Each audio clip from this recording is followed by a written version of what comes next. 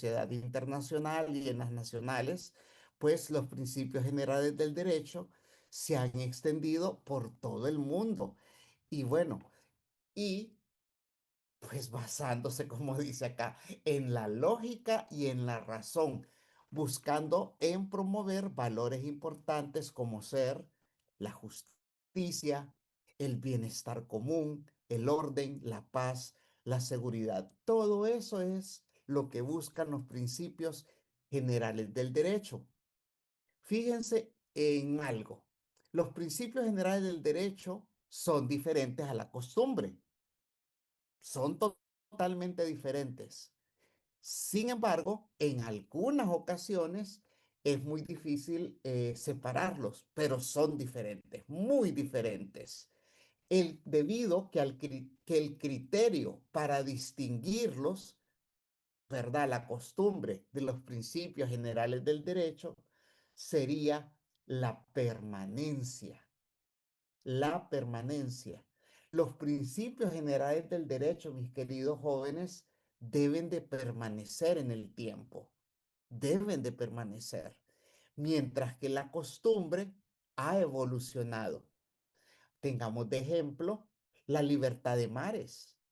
Vaya, pongámonos a ver lo que ustedes estudiaron en el primer parcial, donde primero se firma un tratado internacional entre España y Portugal, se firma el Tratado de Tordesillas, le da titularidad del océano a a estas dos naciones, y después viene 100 años después, un poquito más de 100 años después, Hugo Grocio publica su documento y comienza una costumbre sobre el derecho del mar que fue evolucionando conforme a los siglos. Pues se fue evolucionando y fue hasta finales del siglo pasado en que en realidad ya existió una convención internacional, una convención mundial sobre el derecho del mar. La permanencia es propia, mis queridos jóvenes, de los principios generales del derecho. La justicia hoy se supone que debe de ser la misma de mañana. El debido proceso de hoy se supone que debe de existir mañana. Entonces, los principios generales del derecho se mantienen, permanecen, mientras que la costumbre evoluciona. Esa es la diferencia. Ahora, los principios generales del derecho, como les he dicho, son una fuente del derecho internacional. Y, como dice el Estatuto de la Corte, son una norma declarativa del derecho internacional consuetudinario. Fíjense que hace relación con la costumbre. Son una norma declarativa del derecho internacional consuetudinario por la que se autoriza a la Corte Internacional de Justicia a aplicar en efecto de costumbre o tratado para evitar el non-liquet. Ok, ¿se acuerdan ustedes cuando vimos recientemente aquel principio del derecho internacional que decía el exequo et bono? ¿Se acuerdan qué quería decir?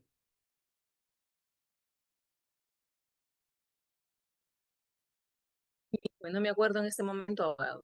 Vamos a ver, Celeste. No, no me acuerdo, Ah, abogado. no se acuerda. No, perdón. Ok, discúlpeme. ¿Se acuerdan cuando les dije que una de las ventajas del juez internacional es que podía basar su sentencia más allá de la norma o del tratado debido a que no existiese? Pues que el juez internacional podía agarrarse de cualquier fuente del derecho internacional. Entonces, ¿por qué se lo dije en aquel momento? Porque tenemos dentro del estatuto de la Corte Internacional de Justicia de la ONU, pues tenemos que son una norma declarativa del derecho internacional consuetudinario, costumbre, por la que se autoriza a la Corte a aplicar en defecto de costumbre o tratado. O sea que cuando no existe costumbre o cuando no existe tratado, y para evitar el non-liquet, se puede aplicar los principios generales del derecho, que es el non-liquet. Damas y caballeros, non-liquet quiere decir que no está claro. O sea que cuando algo no está claro, cuando el juez internacional no tiene un tratado, no tiene una norma, no tiene una costumbre, vaya, no tiene ninguna de las dos principales fuentes del derecho internacional, el juez internacional podrá, bueno, aquí como lo dice, basar su sentencia para evitar que se quede sin sentencia, valga la redundancia, pues se puede aplicar los principios generales del derecho y cualquier otra fuente del derecho internacional. Lo que se busca es que no exista, bajo el pretexto de un silencio, oscuridad o insuficiencia de las leyes, que no se pronuncie una sentencia. Eso es lo que se busca. Vamos a ver, Celeste, que levantó la mano, diga. Sí, abogado, entonces el término al que usted se refería es según lo bueno y lo justo, de que el juez pueda entonces decidir en cuanto a derecho internacional, por ejemplo, pues conforme a la equidad o a la buena conciencia, si los estados están de acuerdo. Eh, bueno, correcto. Exactamente. Sí. Correcto. Abogado, en cuanto a la primera diapositiva, es que perdón que me conecté como unos 4 minutos tarde, 5. Tranquila. En cuanto a lo primero, al término de civilización, creo que era. Sí, no eh, civilizados. Sí, eso, bueno, yo creo que alcancé a escuchar algo que decía el compañero Eric, creo, y comparto esa perspectiva de que no puede o no sería correcto este término en cuestión de derecho internacional porque no podemos esperar o no se puede esperar que los pueblos tengan o avancen, ¿verdad? De la misma manera o la colonización haya hecho los efectos en la misma manera porque al final pues quieras o no, no, también teníamos nuestra propia cultura, ¿verdad? Teníamos nuestro propio Correcto. sistema. Entonces, Correcto. el creer que esa visión eurocentrista, si no, si por ejemplo, si este grupo indígena americano eh, sí, por decirlo de alguna manera, no daba los pasos de la misma manera que el eurocentrismo o la comunidad europea, no significa que no hubiesen avances o no fuésemos suficientemente civilizados, solo que Correcto. no compartimos la misma estructura quizás. Estoy totalmente de acuerdo con usted, Celeste. Muchas gracias por su opinión. Nusli, pasemos con usted, porfa. Yo tenía una consulta en cuanto a la diapositiva anterior, en el Diga. concepto del de los principios del derecho. Según Ajá. lo que usted, bueno, no usted, ¿verdad? El término dado, entonces estos se derivan de la costumbre. Correcto. Se relacionan. Listo. Gracias, abogado. Para servirle, mi joven. Perdón. Ay, señor. Ok. Entonces, damas y caballeros, habiendo explicado el non, qué es lo que significa non liquet, miren, en los principios generales del derecho tenemos un vasto número de ellos. Vaya, tenemos la equidad, la libertad, la justicia, la fraternidad, la igualdad, la inocencia. Miren, tenemos el principio de publicidad, tantos principios generales del derecho. Entonces, damas y caballeros, pues esta es otra fuente del derecho internacional. ¿Cuál es la siguiente fuente? Bueno, la jurisprudencia, las decisiones del juez internacional. Damas y caballeros, la sentencia internacional hay que tenerlo claro que es obligatoria solamente para las partes en conflicto, ¿verdad?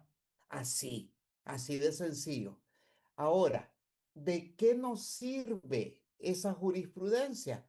Bueno, sirve para enriquecer nuestros escritos internacionales y nacionales inclusive, sirve para el juez nacional e internacional para sostener una teoría de su sentencia.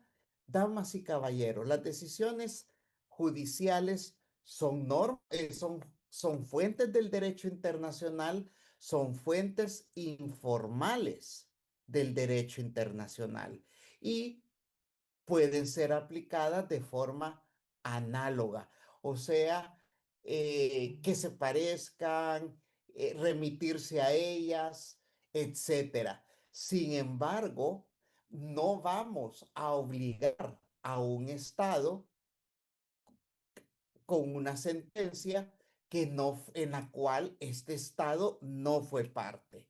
Eso debe de quedar muy claro en ello. Entonces, esta fuente es un medio auxiliar. La, las decisiones internacionales, las decisiones de los jueces internacionales son un medio auxiliar del derecho. O sea que no obligan al juez internacional ni a las partes. Y como les traté de decir al comienzo, pues la utilidad de esta es que la jurisprudencia, las sentencias internacionales son un punto de partida para referenciarse el derecho internacional, ¿verdad?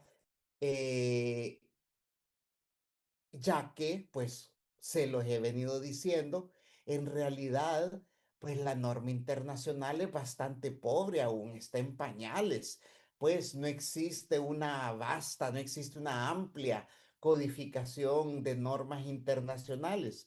Entonces, pues, viene el caso que la jurisprudencia como medio auxiliar, como fuente auxiliar, pues, viene a ayudar a la decisión del juez internacional. La doctrina de juristas, muy importante. Miren, jóvenes, he tenido la enorme suerte, he tenido la enorme suerte de tener un jefe muy exigente. Les cuento que es que 12, 13 años menor que yo. Tuve un jefe así, menor que yo. Pero qué caballero tan brillante. Miren, una verdadera escuela. La juventud, mis queridos estudiantes, no es sinónimo de no saber, no es sinónimo de ignorancia, no.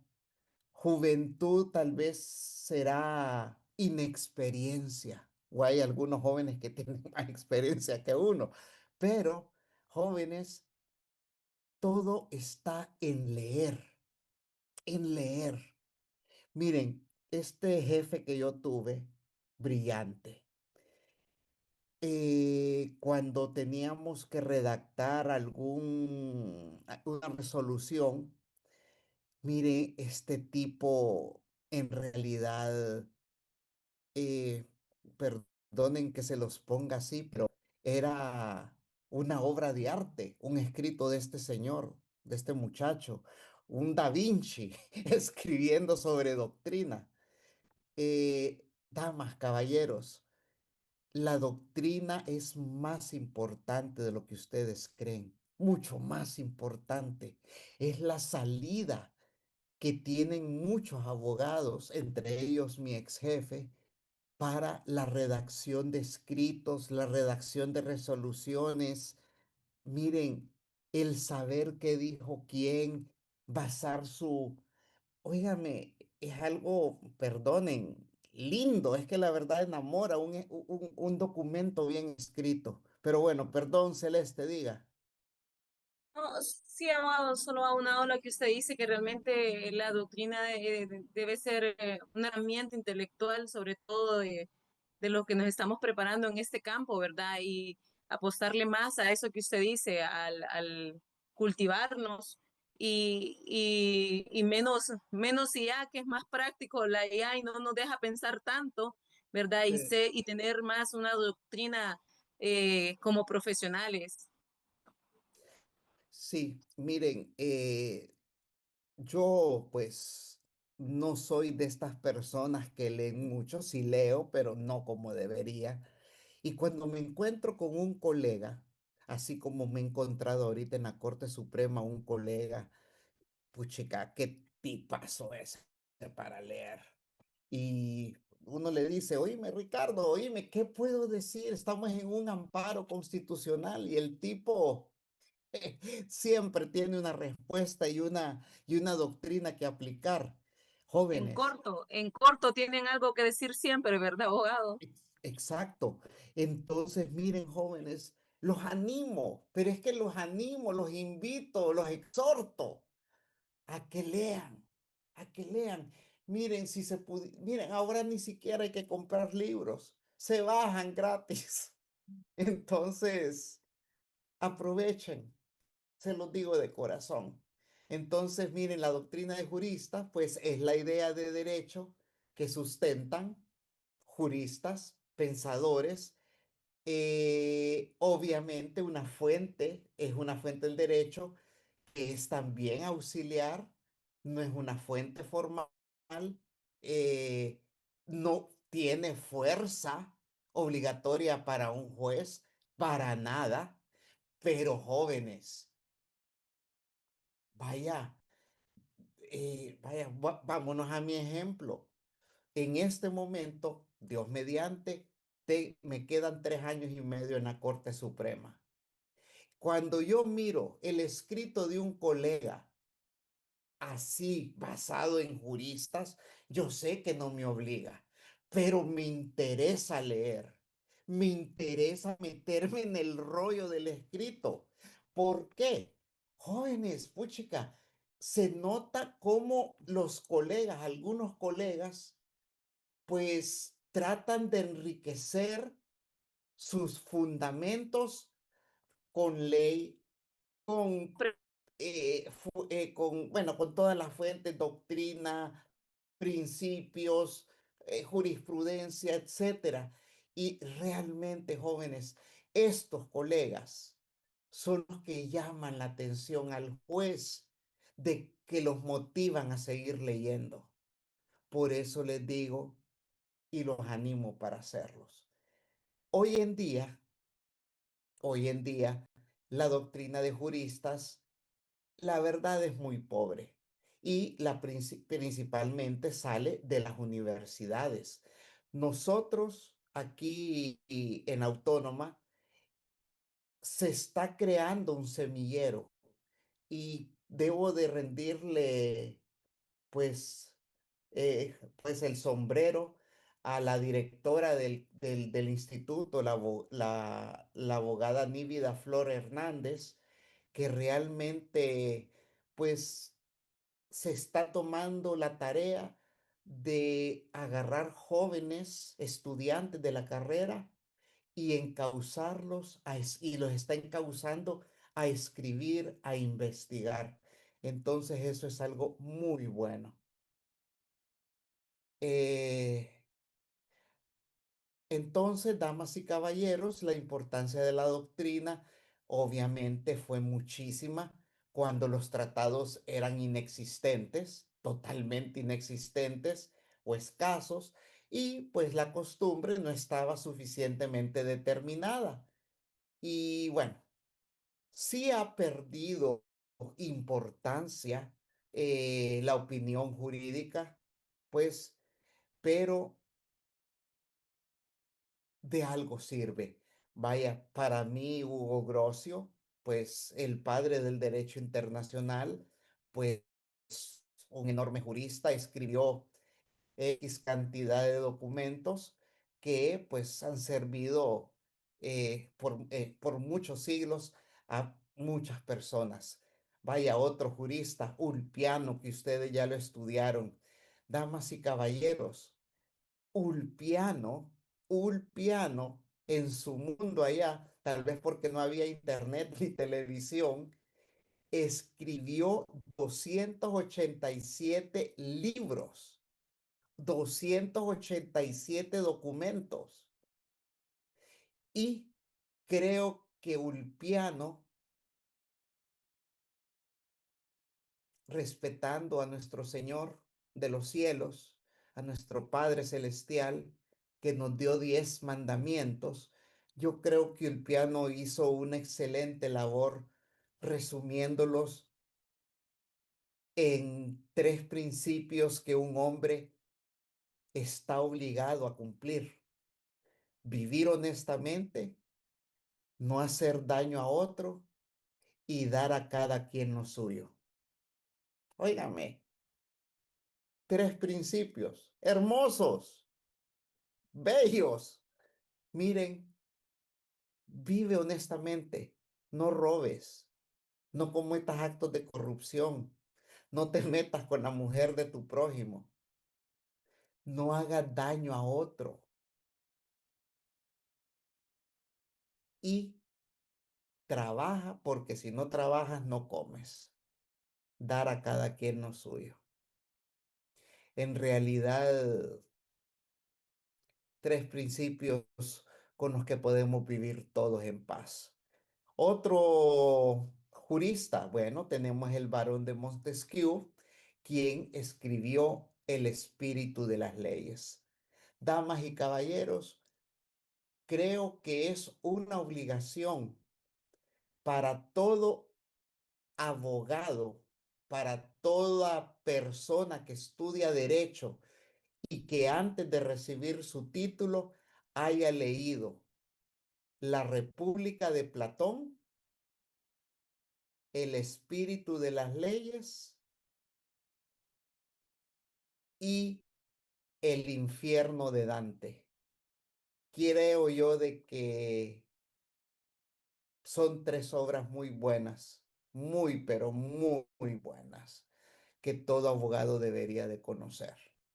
Así que jóvenes, pues aquí les dejo para que reflexionen. Abogado, Diga, disculpe, me repite la segunda.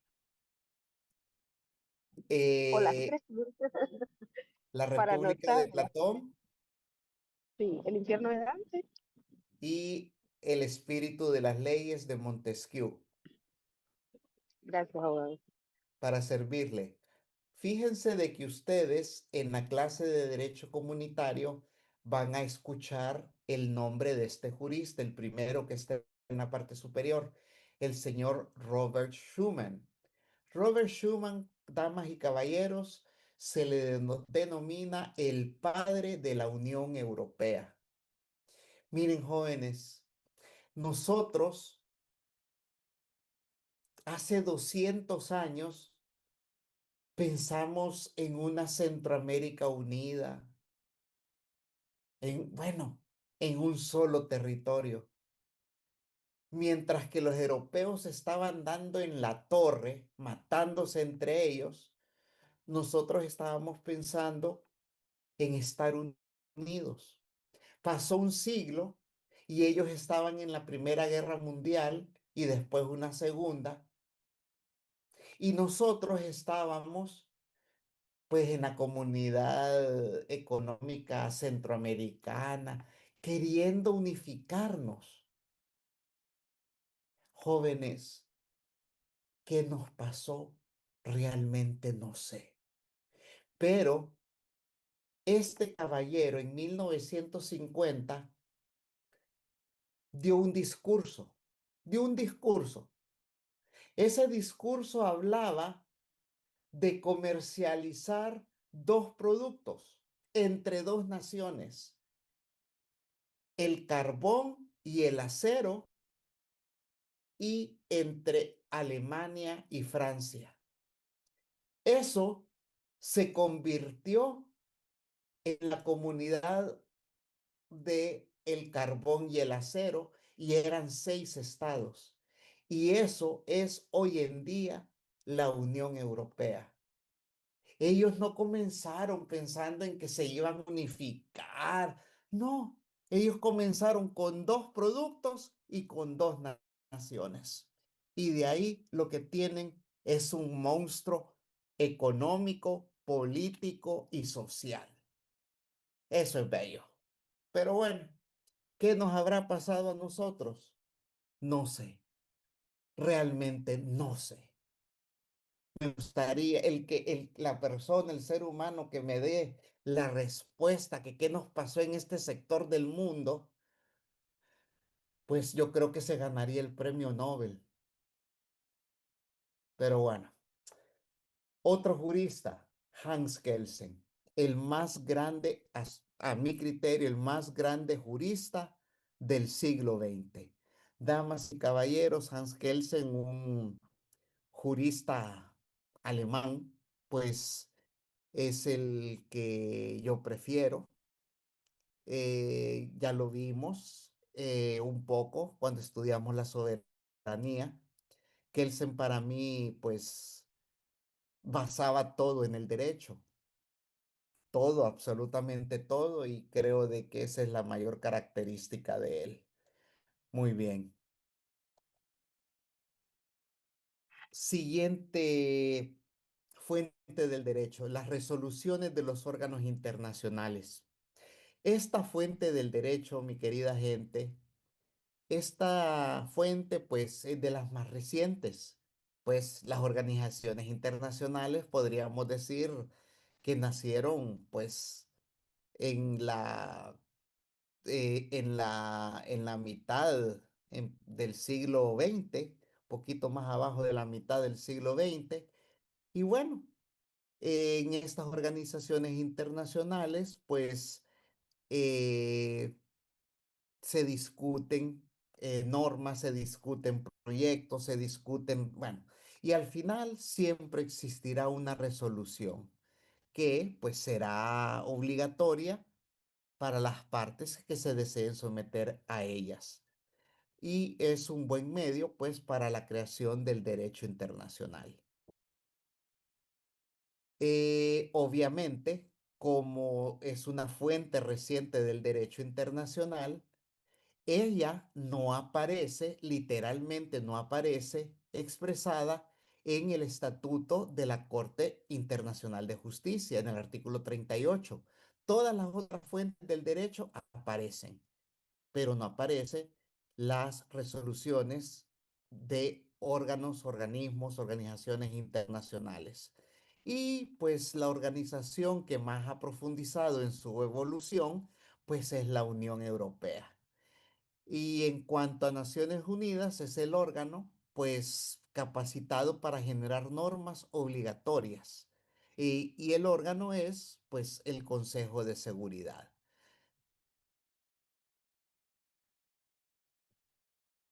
Esta, pues, es la última fuente del derecho internacional y se debe de reconocer que la mayor y primera dificultad para el reconocimiento de esta fuente es que los instrumentos mencionados o resoluciones no están clasificados ni tampoco jerarquizados, algo muy cierto.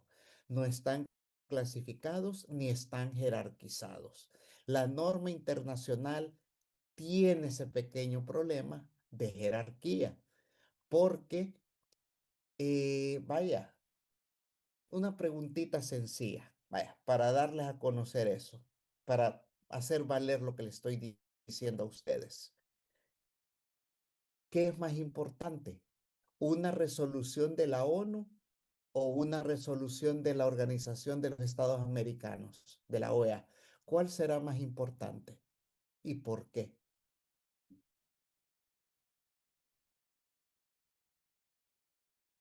Abogado, puede tener más peso la de la ONU porque son todos los estados y no solo los estados americanos.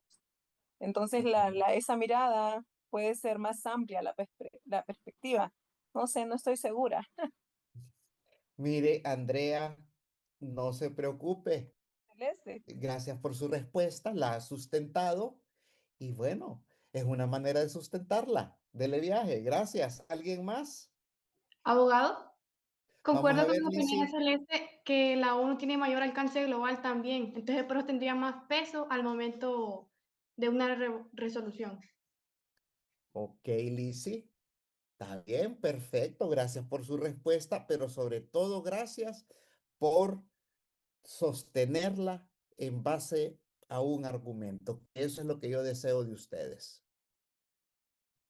¿Alguien más?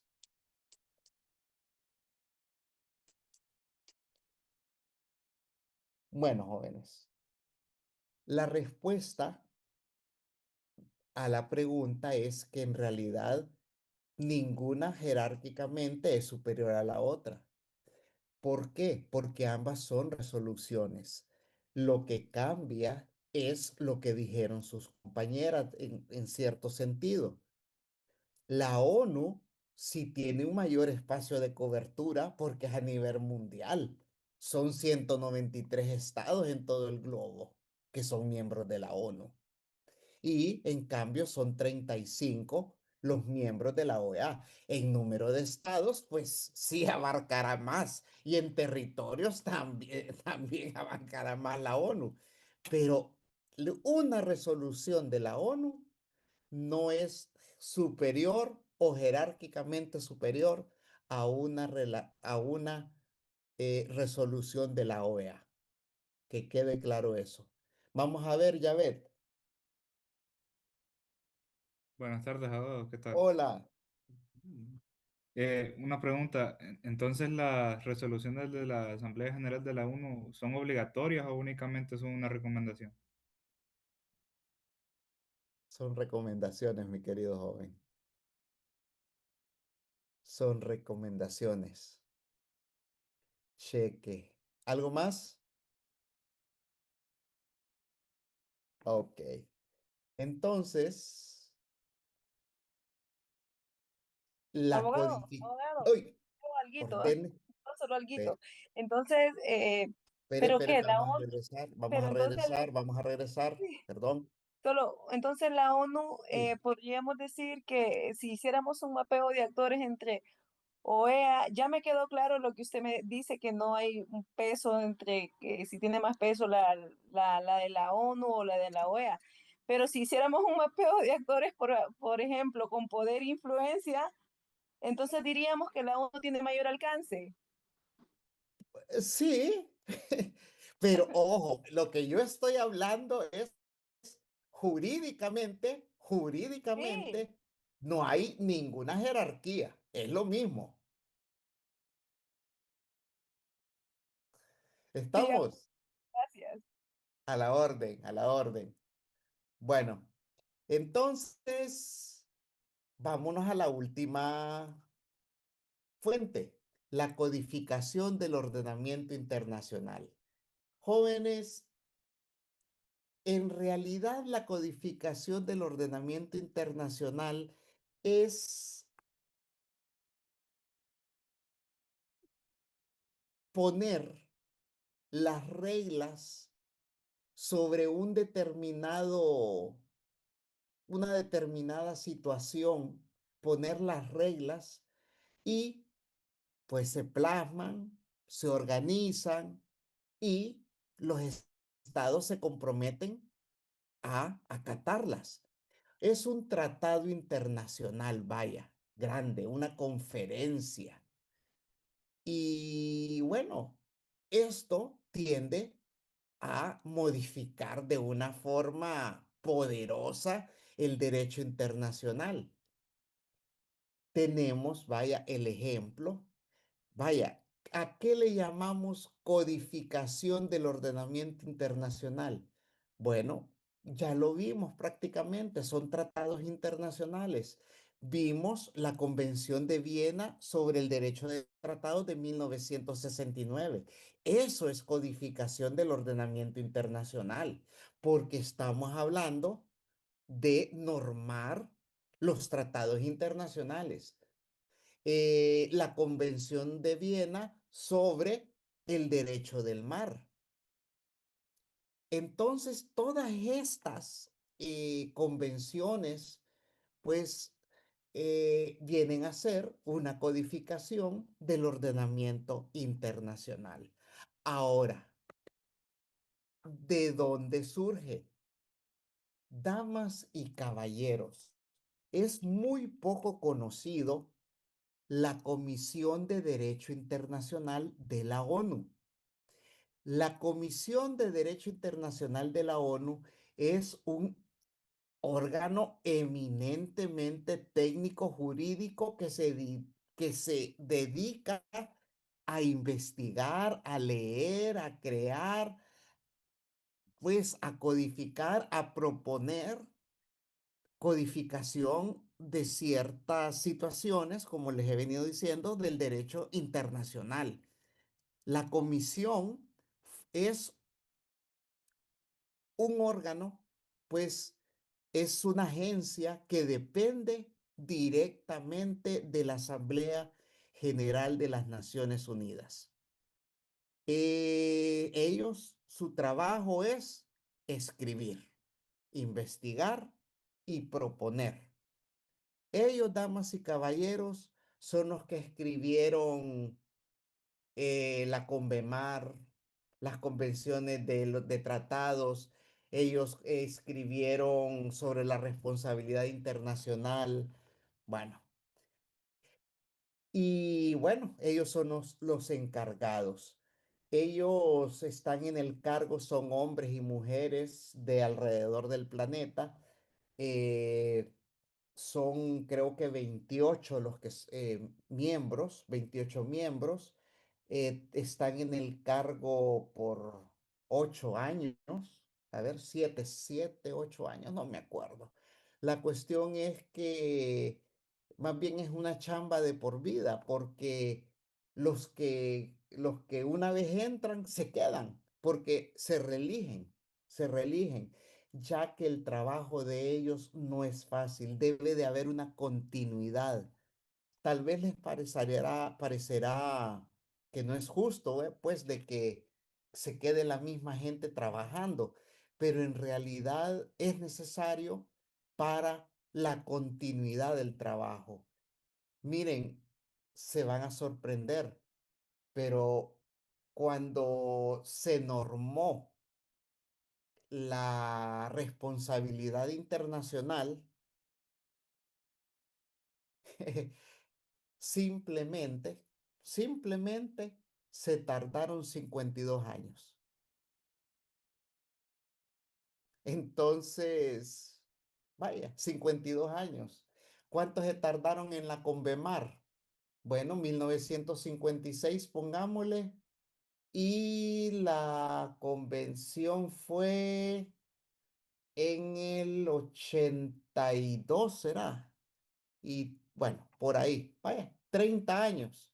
Entonces, no es un trabajo sencillo, es un trabajo arduo. El crear, el llegar a una convención, damas y caballeros, y llevar un documento lleva años de trabajo, no es algo fácil. Entonces, es ahí porque pues prácticamente son vitalicios estos relatores de la Comisión de Derecho Internacional de la ONU. ¿Tienen alguna pregunta? No, No, abogado, solo algo. Entonces, el objetivo de esta codificación es, diríamos, fortalecer la seguridad jurídica internacional. Perfecto, bien puesto, Celeste, gracias. Bueno, pues con este tema terminamos las fuentes del derecho internacional. Este es un mensaje, como ustedes saben, al final de cada presentación. Don Facundo Cabral, haz solo lo que amas y serás feliz. Y el que hace lo que ama está benditamente condenado al éxito, que llegará cuando deba llegar, porque lo que debe ser, será, y llegará naturalmente. Damas y caballeros, yo soy un ser afortunado. A mí me encanta impartir clases y gracias a Dios, pues me gano mis frijolitos impartiendo clases. Claro, para comer ya carne ya no ajusta, pero para los frijolitos se ajusta. Bueno, mi gente, entonces los animo a buscar la felicidad dentro de lo que hagan, ¿verdad? Si es vender naranjas, si es... Miren, el trabajo no desmerita, pero sí los invito a ser felices en lo que hagan. que cuando se levanten digan, puchica, voy hoy a hacer algo que me gusta y con esto voy a mantener a mi familia. Bello, ustedes, bello. Bueno, entonces mis guapos y mis guapas, mi gente hermosa, hemos concluido este tema eh, la, de las fuentes. Ahora le vamos a entrar al otro gran tema de este parcial. El otro gran tema de este parcial son, ah, a ver, sí, son los sujetos de derecho internacional. Y bueno, y los sujetos de derecho internacional, pues son tres. Si me permiten, tengo que recoger mi cable porque ya estoy con la batería casi al final. Un momentito, por favor. Perdonen.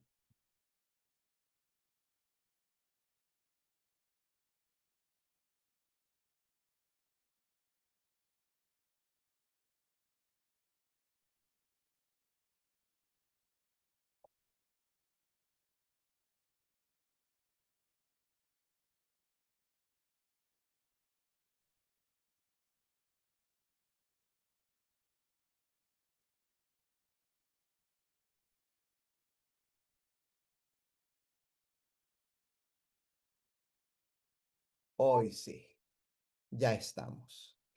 Jodido, estaba ya en 1%, increíble, no me había dado cuenta. Ok, gente bella, gente hermosa, mis queridos estudiantes, entrémosle a esto.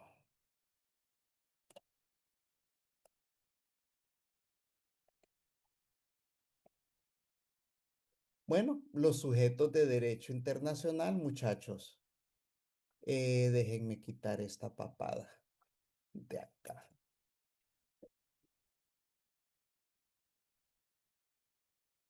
Ah, alguien escribió acá en el chat, pensé que ya había terminado la clase, casi me salgo. ¡Ah! Yo, abogado, casi me salgo. ¡Qué barbaridad! Ya ve, por eso es que no me gusta despedirme así, utilizar frases. Pero bueno, Con sorry. la frase me iba, ya iba bien inspirada. Ya iba por la salida, ya iba por la puerta de la casa usted. Bueno, pero no se fue. Bueno, pues mire, sujetos del derecho internacional, y ustedes, pues ya lo saben. Para este momento se los he repetido tantas veces y que mucho otra vez, abogado. No, ya lo sabemos.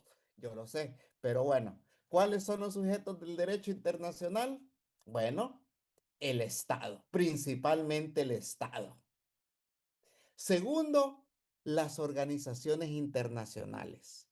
Y tercero, el individuo, pero no cualquier individuo. Ahí se los pongo, mire, entre los paréntesis.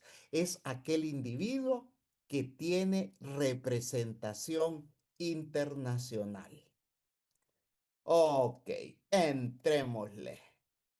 Damas y caballeros, niños y niñas, sucede que ustedes y yo muchas veces nos equivocamos en el uso de algunos términos.